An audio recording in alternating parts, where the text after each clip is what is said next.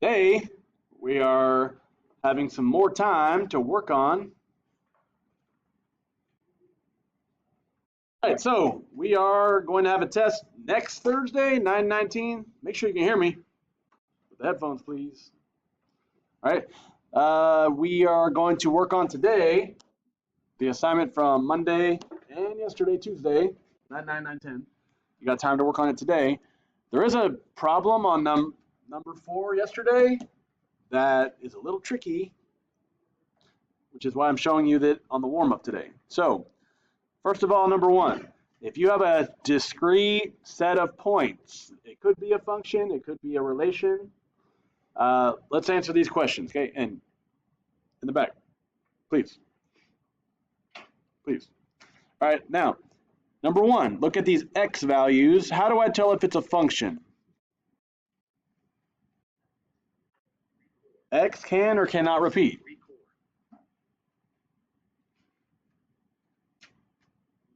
X can not repeat for it to be a function. Okay, so not repeating x means it is a function. So does x repeat?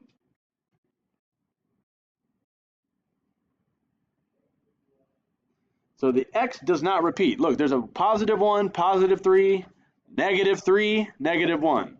So those are technically all different. Okay, when there's a negative, it's different. So all the x's are different. So since x does not repeat, we would say that yes, it is a function. So everyone here with me on the definition.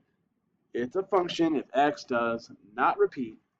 That means x does not have more than one y. All right. Now the domain. See all those underlined x values? Yesterday we talked about the 3 rules to write domain. Step 1, you got to use brackets. Step 2, you got to put it in order from least to greatest.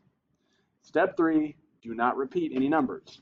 So step 1, put a bracket for domain. I mean, I'm not perfect at writing those. It is what it is. Now, what's the smallest x value you see? -3. So again, the smallest x value. And then what's the next smallest x value? -1. And then the next smallest x value, 1. And then 3. So -3, -1, 1, and 3. So those are all of our x values in order from least to greatest without repeating inside of brackets. That's how you write domain. Now range, very similar. You put brackets. And now we're going to do these y values from least to greatest without repeating. So what's the smallest y value you see?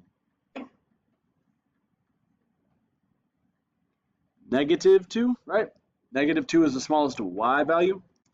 Now there's 2 -2's, but I'm only going to write it once because remember, rule 3, we don't repeat any of the values. What's the next biggest y value? Well, I see 2 and 2. Positive, right?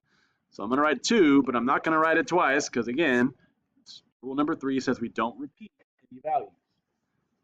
So it's just -2, 2. That's the amount of y values in order without repeating inside of brackets to write my range. Now this might look weird because my domain has more numbers than the range, but that's fine. You're not going to repeat any numbers, okay? Okay, now that stuff was on yesterday's notes, pretty straightforward. Look at number 2 here. This is a little bit different than yesterday's notes, okay? On yesterday's notes, we had an equation like this, and I gave you the domain, and I asked you for the range, okay? Well, this is giving us the range and asking us for the domain. This is going backwards, okay?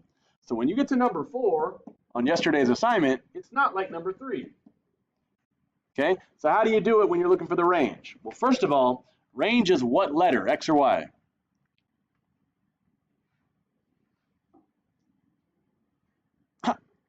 Range is X or, okay, range is Y, right? So range is Y, and the other way you write Y is f of x, okay? So here's the deal. When it gives you the range, you're going to replace the, not the x, you're going to replace the f of x, the left side of the equation. This thing is going to be replaced with 2, 4, and 6. 3 different times. So don't put 2 here in the x, okay? So again, 2 does not go in the x. 2 goes over here in the fx. So replace the f of x with the number 2, and that's going to equal 2x minus 8. That's my first equation. I'm going to make some room for myself here. The second one, I'm going to plug in 4 into the range, the f of x. So this f of x is going to be 4 equals 2x minus 8. And then the third one is 6. Again, 6 is the range, so that's the f of x. So when I replace this f of x with 6, it's going to be 6 equals 2x minus 8. Okay? So I have 3 equations, and here's my question. Can you solve these 3 equations?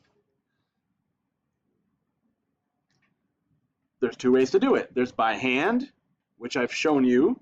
You may have forgotten, but you get rid of the loner and you divide. Now, I hope you can do that. But if you can't, or if you're not confident, what's the easiest way to solve an equation that we showed you? Desmos, right? Can't you type that equation using the letter N and the squiggle?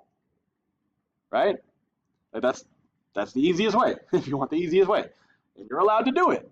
Okay? So again, don't do a shortcut. Don't use Photomath. Don't use any other weird website. Use the shortcut that I teach you, because you can use that shortcut on the EOC, right? You want to get practice checking your answers or using it on the Desmos testing calculator. So I'm going to show you by hand, just a reminder on how to solve a 2-step equation. But you're free to use Desmos, okay? So here we go. If I'm solving that first one, I want x by itself, so this minus 8 needs to go away. The opposite of minus 8, plus 8, plus 8. 2 plus 8 is 10. That equals 2x. And to get rid of that 2, we divide. 10 divided by 2 is 5. Okay? So when I got a y value of 2, my x value is 5. All right, next one. Same idea. Get rid of the loner minus 8. You add 8.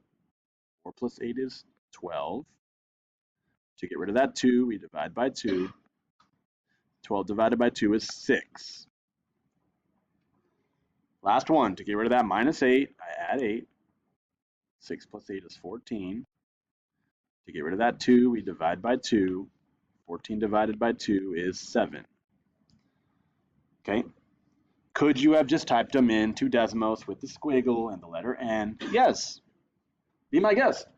But now, what do I do with this? These are my y values. Sorry, these are my x values of 5, 6, and 7. Well, now I need to write that as a domain. And I just did that on the left-hand side. I write a bracket, and then I put them in order. 5, 6, 7, ended with the bracket. That's domain given a range. Number 4 is not the same as number 3. Please be careful. I know that's a lot, but I had to show you. Okay, good to see here. Now, on the bottom, it tells you what we're doing today. I need you to finish Monday's 9-9 assignment. Yesterday, Tuesday's 9-10 assignment. But for some of you, that test grade for Unit 1 needs some work. So my priority for you will be to do test corrections if I give that to you. Okay? I'll let you know individually. But right now, go ahead and work on finishing yesterday's assignment, Monday's assignment, and here we go.